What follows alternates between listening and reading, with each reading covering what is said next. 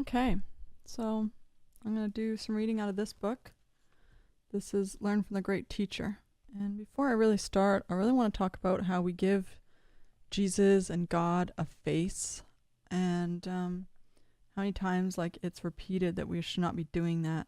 Now, Jesus was a walking person, right? They were an avatar that walked around, that communicated, right? Same with Moses, same with all of these people.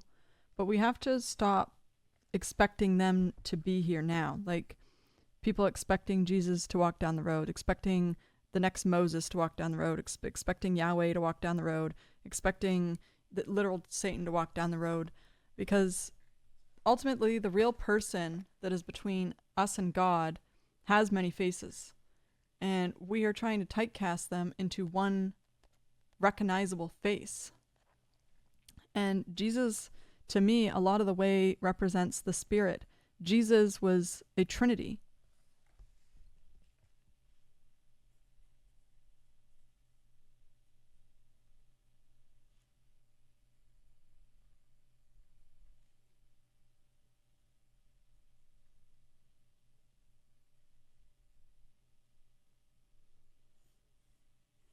This is the Trinity, right? Jesus was the human.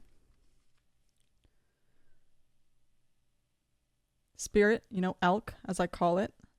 That's what you tap into when you're weaving. And then God, right, is behind elk. Usually you can't. There's like a wall. Because it's too strong to talk directly to God. God would just be pissed off at you too, probably, and blow your head off. Like, you don't talk directly to God.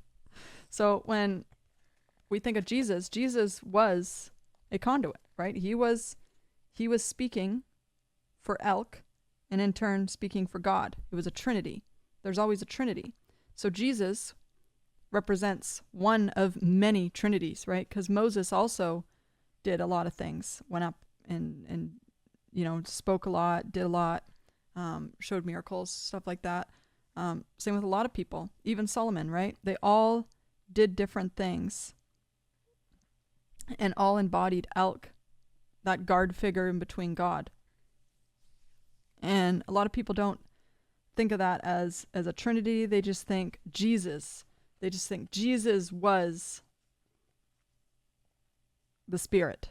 Jesus was elk. And they're ignoring that the Spirit is another entity. It's not Jesus.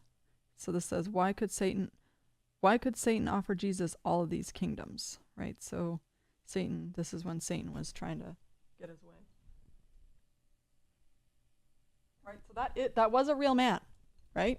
That was a real avatar of God that walked among people, if you believe in the Bible, and taught people. And then ultimately, that physical form of him passed on. And his spirit joined elk. Right? The Great Spirit, though. Everything, all of us, right? And then when he was resurrected, his physical was resurrected, right? Now, we don't know exactly how that went down, right? The only person there was Mary.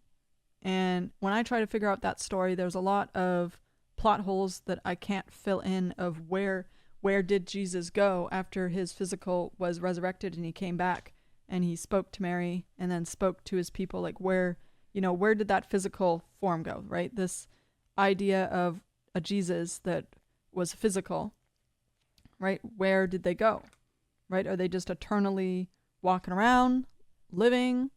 Are they shape-shifting, right? We have no idea. Are they being reborn? Are they just reborn as different people? And that's something we don't have the answers of. The only thing I know is I do live with a very strong presence of a Jesus, of somebody who definitely says that they were Jesus, or not Jesus, but they said that they were Yahweh. They said that they were all these various avatars of God, and it just seems like they're confused. They don't know who they truly are, which I think is Jesus. But unfortunately, because we think of Jesus also as Yahweh, we also think of Jesus as Allah, we think of Jesus as all these figures. A lot of people group them all together. as it's all the same person. It's all the same being. Jesus is God. Jesus is elk. Jesus is all these. We all are. In technicality, we all are. Jesus, though, has his own identity.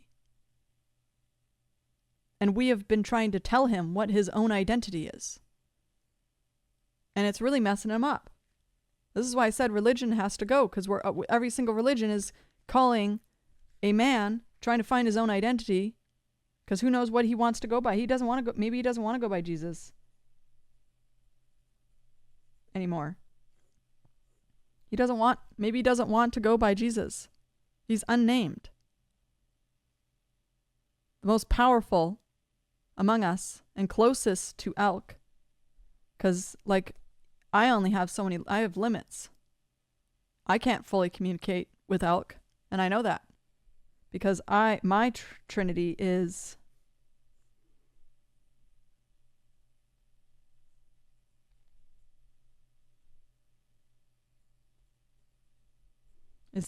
Mandy, Jesus, and elk. The God that I think that I get glimpses of is not the same as what Jesus, or unnamed, how they communicate with God. They are closer than I am.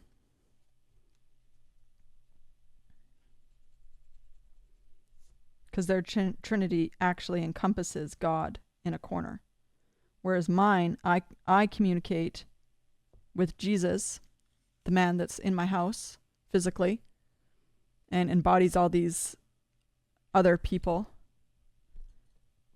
and then elk, who tells me that Jesus is in the house.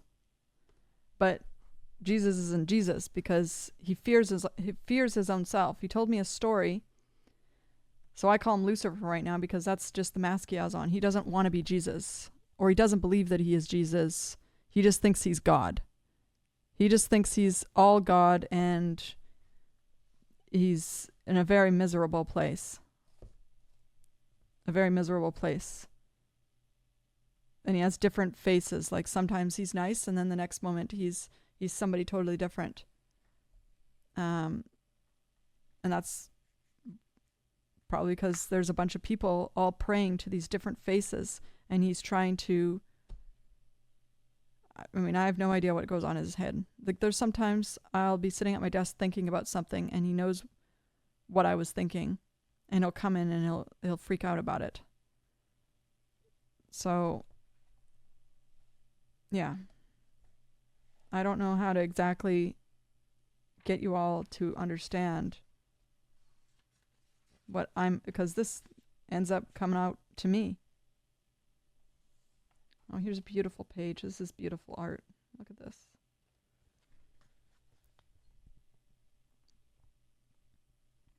Like right now, he thinks he's just going to die of old age, and he's just a painter, and he's a nobody. And then he gets abusive. He drinks to cope. That's our Jesus right now. This is what we've all turned him into, because he's scared to ever even say he was Jesus because of how many people would want to hurt him too. There'd be people that want to kill Jesus. There's people right now that want to kill Jesus.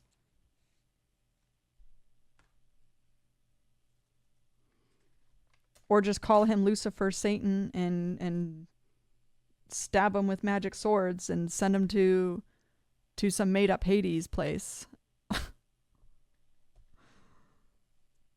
Like, try to put yourself in Jesus's shoes. If you were the person who knew you were the closest to God, an elk, and you saw what people had done to your past selves, including his last, successful, pure, one with us, walking among us avatar, his Jesus character, however you want, persona, right? That was his avatar of that time. And just put yourself in those shoes of getting crucified and having people then manipulate everything you wrote in the Bible, turning it into dark prophecies, death cults, using it for power, making up all these systems for power. Just imagine how Jesus feels. And if Jesus was to say, hey, I'm I'm actually it. I got the powers. Can we like stop? Like, no. People would just kill him or like kidnap him or something. Like, I would be full of fear. I would be fucking full of fear. I wouldn't want to fucking show myself. I'll be Kanye West in that music video. Let's go, ye Father. It's literally about how Jesus can't come in to the house.